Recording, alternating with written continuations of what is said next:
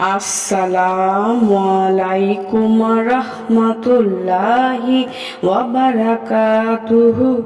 সুপ্রিয় সম্মানিত দর্শক ও শ্রোতা, আশা করি মহান রব্বুল আলামিনের দয়ায় আপনারা সকলেই ভালো আছেন। সুপ্রিয় সম্মানিত দর্শক ও শ্রোতা, আজকে হযরত আবু হুরায়রা রাদিয়াল্লাহু তাআলা আনহু থেকে একটি ঘটনা বর্ণনা করব।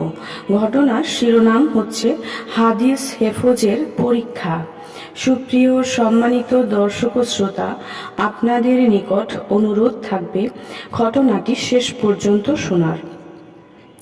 হযরত মুয়াবিয়া রাদিয়াল্লাহু তাআলা আনহুর শাসনামলের ঘটনা।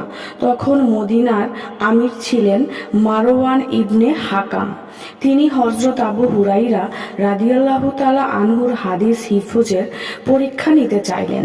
এই উদ্দেশ্যে তিনি তার একজন বিশ্বস্ত কাতেব আবু জুয়াইজাকে পর্দার আড়ালে বসিয়ে দিলেন আর তাকে কথা বলে দিলেন যে, আমি আবু হুরায়রাকে যে হাদিস জিজ্ঞেস করব আর তিনি সেভাবে তা বর্ণনা করবেন, তুমি ঠিক হুবহু সেইভাবে লিখে রাখবেন।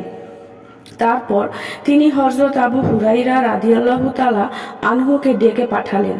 তিনি আগমন করলে মারওয়ান তাকে হাদিস জিজ্ঞেস করতে থাকলেন, বারংবার জিজ্ঞেস করে যেতে লাগলেন এবং হযরত আবু হুরায়রা রাদিয়াল্লাহু তাআলা আনহু বর্ণনা করে যেতে লাগলেন। আর ওদিকে পর্দার অন্তরালে থেকে আবু জুয়াইজা তা লিপিবদ্ধ করতে লাগলেন। আবু জুয়াইজা বললেন, তার বর্ণনাকৃত সমস্ত হাদিস আমি লিখে রাখলাম। ঠিক 1 বছর পর মারওয়ান পুনরায় হযরত আবু হুরায়রা রাদিয়াল্লাহু তাআলা আনহুকে ডেকে পাঠালেন আর আমাকে আমার লেখা হাদিসগুলো নিয়ে পর্দার আড়ালে বসিয়ে দিলেন।